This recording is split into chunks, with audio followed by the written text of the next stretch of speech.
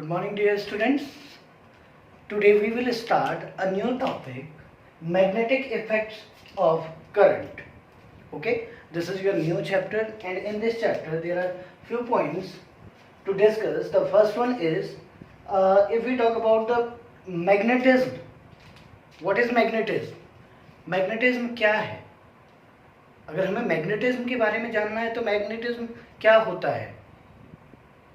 Magnetism is the property of a substance to attract iron-like substances.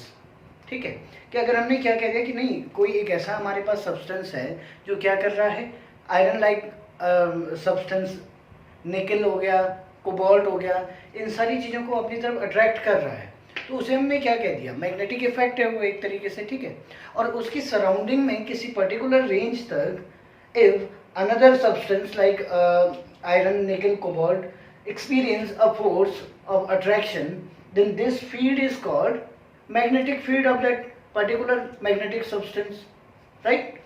So there are few points. The first one is magnetic effect of current. That means current can produce magnetic field around the conductor, current carrying conductor. ठीक है, इसका मतलब ये क्या कह रहा है कि आपके पास कोई भी करंट कैरिंग कंडक्टर है, एनी कंडक्टर, इसकी सराउंडिंग में जैसे ही उस कंडक्टर में हम करंट फ्लो कर रहे हैं तो उसकी सराउंडिंग में क्या हो रहा है, एक मैग्नेटिक फील्ड प्रोड्यूस हो जा रहा है. तो उसके कुछ ना कुछ इफेक्ट हैं. ठीक है, क्या क्या चीज़ें हो सकती हैं वो हमें सब इवेल्युएट करना है इस चैप्टर में, इस यूनिट में. ठीक है, the next one is force on a charge. When a charge placed in an external magnetic field, then the behavior of the charge, उसका जो एक्सप्लेनेशन है, उस पर जो टॉपिक्स हैं हमारे पास, क्या क्या पॉसिबिलिटीज हो सकती हैं, उसकी स्टडी करनी है हमें. The second one is force on a charge. The third one is force on a current. Now a current carrying conductor placed in an external magnetic field, तो वहाँ भी क्या हो जाएगा, इसका जो कंडक्टर है हमारे पास जिसमें करंट फ्लो हो रही है, उसके बिहेवियर में कुछ चेंजेस आएंगे, तो उसकी स्टडी करनी है हमें इस ब्रांच में, इस पर्टिकुलर सेगमेंट में. Then the last one is the magnetism. In this topic we will discuss about the earth magnetism, क्योंकि आप लोगों के पास जो डाइपोल और मैग्नेटिक डाइपोल था वो सारा कुछ डिडक्ट कर दिया गया है. ठीक है, उसका डिडक्शन हो चुका है आपके सिलेबस में से. तो जो न्यू रिफॉर्म सिलेबस है उसमें ये चीज़ें इससे रिलेटेड बहुत कम क्वांटिटी में है. बस क्लासिफिकेशन कुछ इतना ही है आपके पास लास्ट टॉपिक में, बट ये तीनों टॉपिक आपके लिए बहुत ज़्यादा इंपॉर्टेंट हैं. ठीक है, so let's start with Oersted experiment. So what is Oersted experiment? According to Oersted, if a magnetic needle placed nearby a current carrying conductor, then there is a little bit deflection, or the needle get deflected due to the current flowing through the wire. इसका मतलब क्या, देखिएगा हमने क्या कह दिया, एक current carrying conductor लिया. ठीक है, सपोज ये कनेक्टेड है कहीं भी आपके पास.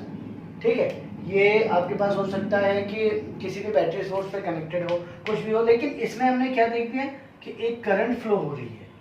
और जब करंट फ्लो हो रही है हमारे पास, तो ऑस्टेड ने क्या करा, Oersted put a magnetic needle near this conductor.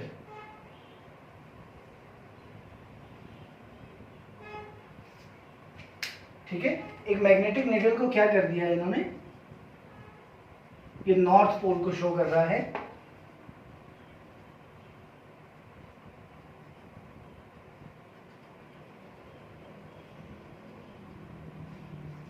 एक मैग्नेटिक नीडल को इस करंट कैरिंग कंडक्टर के पास में लेके गए, तो हमने क्या देखा, जैसे ही हम करंट फ्लो करते हैं, अगर करंट इस डायरेक्शन में फ्लो हो रही है, अगर करंट आपके पास क्या है, when the current flows in this direction, suppose this point is A and this point is B, now the current is flowing from A to B, then suppose इस जो ये मैग्नेटिक नीडल है इसमें कुछ डिफ्लेक्शन हो रहा है और ये इस साइड में डिफ्लेक्ट होना स्टार्ट हो गई. देखो, किसी भी मैग्नेट में फोर्स ऑफ अट्रैक्शन और फोर्स ऑफ रिपल्शन कब हो सकता है, कब पॉसिबिलिटीज बन सकती हैं, जब आपके पास when there are the like poles of the magnets, they repel each other, unlike poles always attract each other. तो कुछ ऐसा सिस्टम बन जाएगी जिससे कि ये अट्रैक्ट होता है, तो ये करंट के डायरेक्शन पे डिपेंड करता है. तो ऑस्टेड ने क्या कहा, we are talking about the Oersted experiment, right.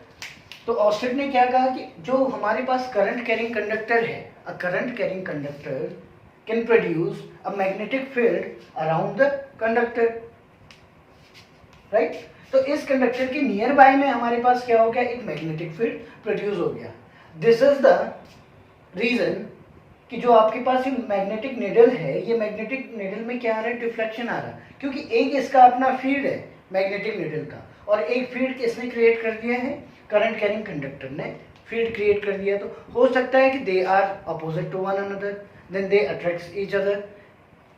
ये भी हो सकता है आपके पास कि they are producing the same polarity of the magnetic field, तो उसके कारण क्या हो जा रहा है, इसमें डिफ्लेक्शन हो जा रहा है.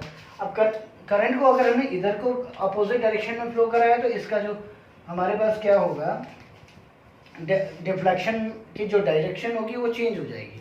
तो ऑस्टेड ने ये एक्सपेरिमेंट आपको दिया. अब according to this experiment, now we have to calculate magnetic field due to a current carrying conductor at a point situated at a distance r from the wire, right. This is called Biot-Savart law. Biot-Savart law.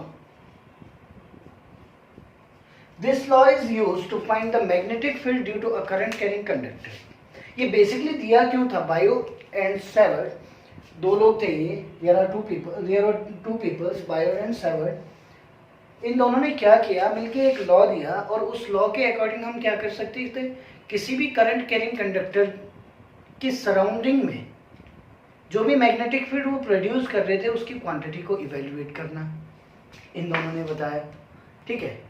They gave us a formula which describe the magnitude of the magnetic field produce by the current carrying conductor. ठीक है. तो इसके लिए इसने क्या बोला कि suppose अगर हम बात करते हैं,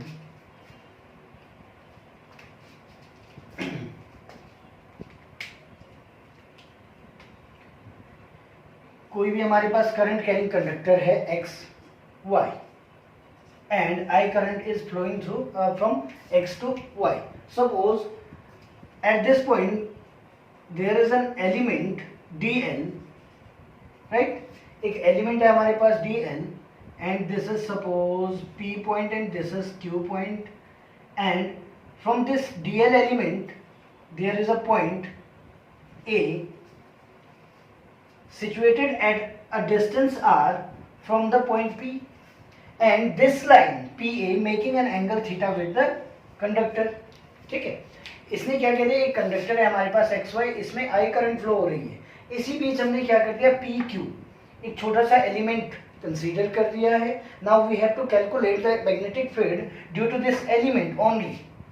first we have to calculate magnetic field due to this element pq, right. So magnetic field due to element dl, element dl के कारण हमें क्या करना है, मैग्नेटिक फील्ड निकालना है. तो सपोज हमने कह दिया कि मैग्नेटिक नाम here the magnetic field is suppose dv.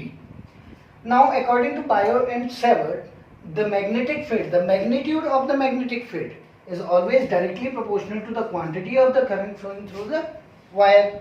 The first thing, okay.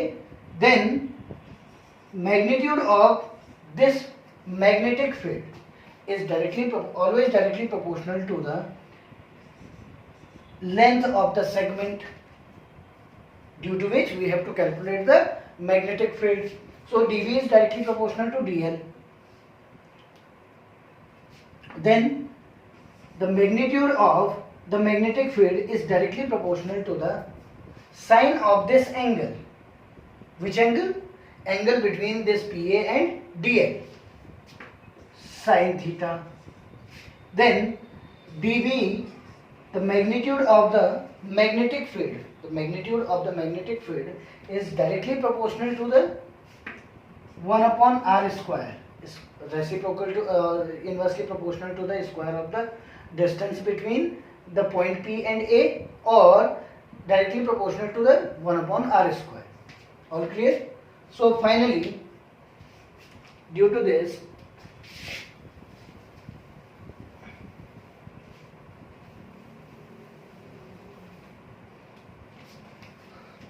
so conclusion is dV is directly proportional to I dl sin theta over r square.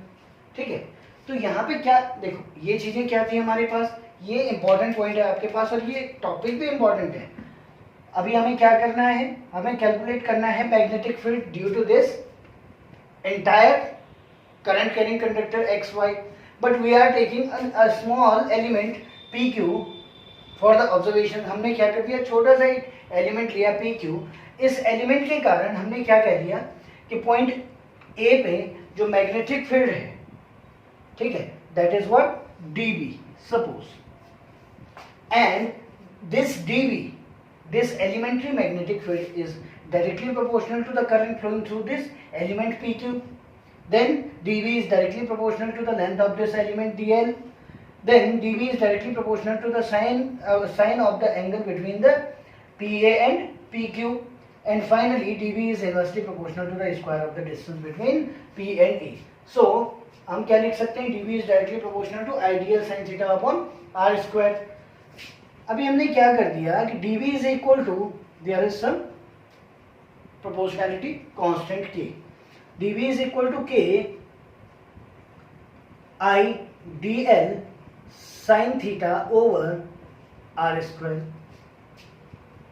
This K is equal to mu naught over 4 pi, and here mu naught is what? Permeability. Mu naught is called permeability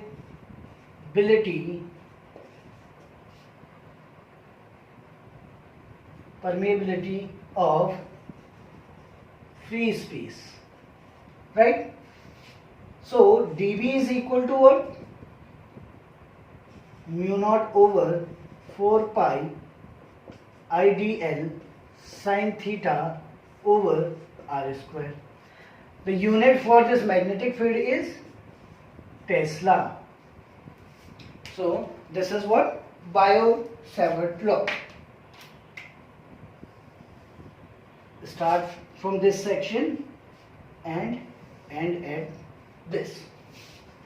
तो आपके पास basically ये चीज पूछी जाती है. इसके साथ पूछा जाता है direction of magnetic field. Now look, this is the magnetic field, this is the magnitude of the magnetic field due to this small segment PQ. Then magnetic field due to entire conductor